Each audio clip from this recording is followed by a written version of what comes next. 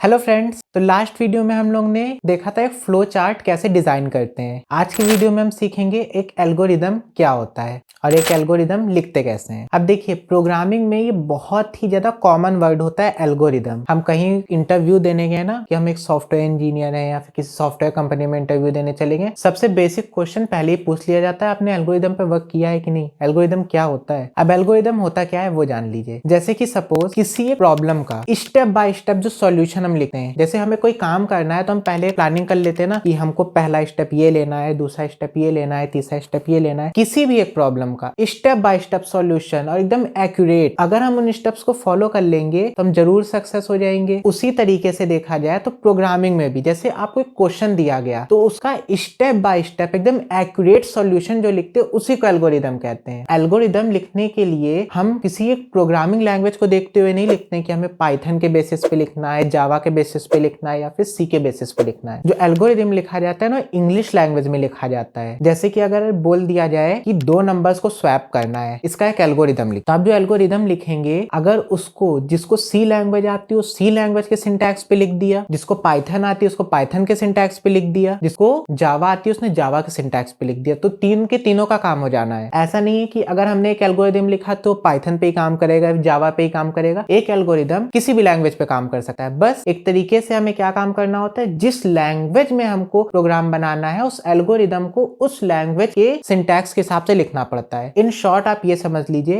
Algorithm एक ऐसी detailed structure होती है प्रोग्राम से पहले की, जिसको अगर हम किसी भी प्रोग्रामिंग लैंग्वेज के सिंटैक्स पे अगर हम लिख दें तो एकदम कंप्लीट और एक्यूरेट प्रोग्राम हमारा बन के रेडी हो जाना है। अब इंटरव्यूज में एल्गोरिदम पूछा क्यों जाता है कि एल्गोरिदम पे आपने वर्क किया है कि नहीं। इसका मतलब ये है कि एल्गोरिदम देख के आप किसी प्रोग्राम को समझ सकते हैं कि नहीं। और ऐसा पूछते क्यों है, सपोज आप किसी सॉफ्टवेयर कंपनी में जॉब कर रहे हो और कुछ दिन आपने जॉब की, एक सॉफ्टवेयर बनाया, फिर आप छोड़ के चले गए, वहां के लोग नहीं पसंद आए, किसी भी रीजन से आपने रिजाइन कर दिया। उस केस में अब दूसरा सॉफ्टवेयर इंजीनियर जो है, आपने प्रोग्राम में कौन से वेरिएबल और क्या चीज यूज की है उसको तो समझ ही नहीं आएगा बिल्कुल। क्योंकि भाई देखिए, सिंपल सा कॉन्सेप्ट है, हमें टाइम टू टाइम अपग्रेडेशन की जरूरत पड़ती है। हर सॉफ्टवेयर में अपडेट आता है, बिना अपडेट किए सॉफ्टवेयर पुराना हो जाता है, फिर काफी सारी चीजें भी ओल्ड लगने लगती हैं और लोग उसका यूज करना बंद कर देते हैं। अब किसी सॉफ्टवेयर को अपडेट करना है, नॉर्मल सी बात है, उसकी जो भी उसको अपडेट करना चाहता है उसको उस कोडिंग की कंप्लीट नॉलेज होनी चाहिए। तो उसी तरीके से देखा जाए, जो दूसरा प्रोग्रामर आएगा उसको आपका प्रोग्राम समझ में आ जाना चाहिए। तो समझेगा कैसे, अगर आप एक एल्गोरिदम लिख के रखोगे तो दूसरा प्रोग्रामर जो आएगा वो इजिली आपके प्रोग्राम को समझ पाएगा। तो यही बेनिफिट होता है एल्गोरिदम का। अगर एक एल्गोरिदम लिखा है तो कोई दूसरा प्रोग्रामर भी आएगा तो उस एल्गोरिदम को पढ़ के आपके प्रोग्राम को समझ लेगा। तो चलिए अब देखते हैं एक एल्गोरिदम लिखते कैसे हैं। तो जैसे कि मान लीजिए हमें दो वेरिएबल्स की वैल्यूज एक्सचेंज करनी हो आपस में और उसका एक एल्गोरिदम लिखना है, तो वो कैसे लिखेंगे। पहला पॉइंट लिखना है जो कि हम लिखेंगे बिगिन, बिगिन या स्टार्ट, एज यू विश, जो आप लिखना चाहें, जो आपको अच्छा लगे तो आप लिख सकते हैं। नेक्स्ट आपको लिखना पड़ेगा get the values of variable x and y, मतलब अब हमें एक्स और वाई में क्या काम करना है, इनपुट ले लेना है, उनकी वैल्यू हमें असाइन कर लेनी है। नेक्स्ट स्टेप में हम क्या काम करेंगे, जैसे एक बेसिक सी चीज पहले समझिए। अगर मान लीजिए आपके पास दो वेरिएबल में दो अलग अलग वैल्यूज हैं, जैसे सपोज एक्स में 5 है और वाई में 8 है। अब आपसे कोई कह दे कुछ ऐसा फंडा हमें बताओ, कुछ ऐसा फॉर्मूला बना के दो कि एक्स की वैल्यू वाई में चली जाए और वाई की वैल्यू एक्स में चली जाए। तो डायरेक्टली तो हम लिख तो सकते नहीं, हमें कुछ ऐसा मेथड बनाना है। तो वहां पे हम क्या काम करेंगे, हमको चाहिए एक और खाली कंटेनर जिसका हम यूज करेंगे अपने इस मेथड को बनाने में। जैसे मैंने बताया एक्स और वाई दो वेरिएबल में आपने वैल्यू ली,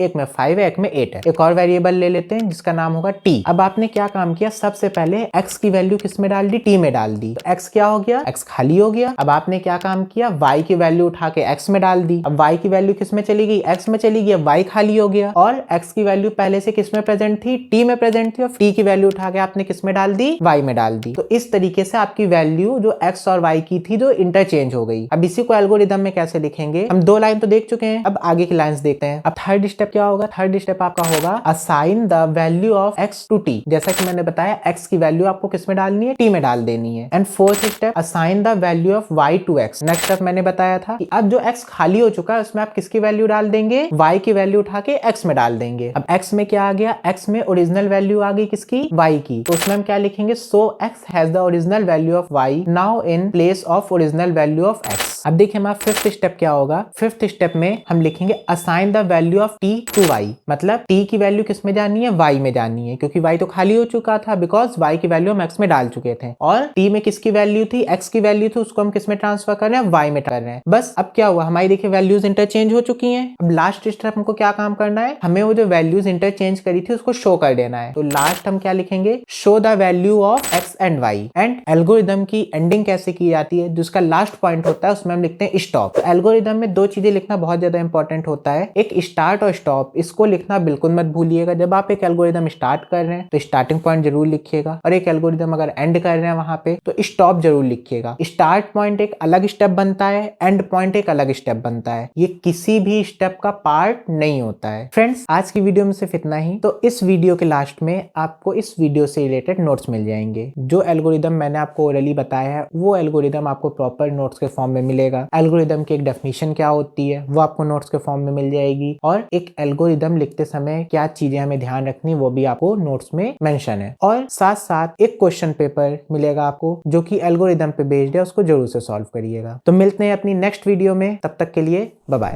कोई भी सपना साकार करने के लिए सबसे जरूरी है सही कोच का होना। चुनिए बघेल इंस्टीट्यूट को और करें अपने skill oriented CS and IT courses का सपना साकार। Download the app now.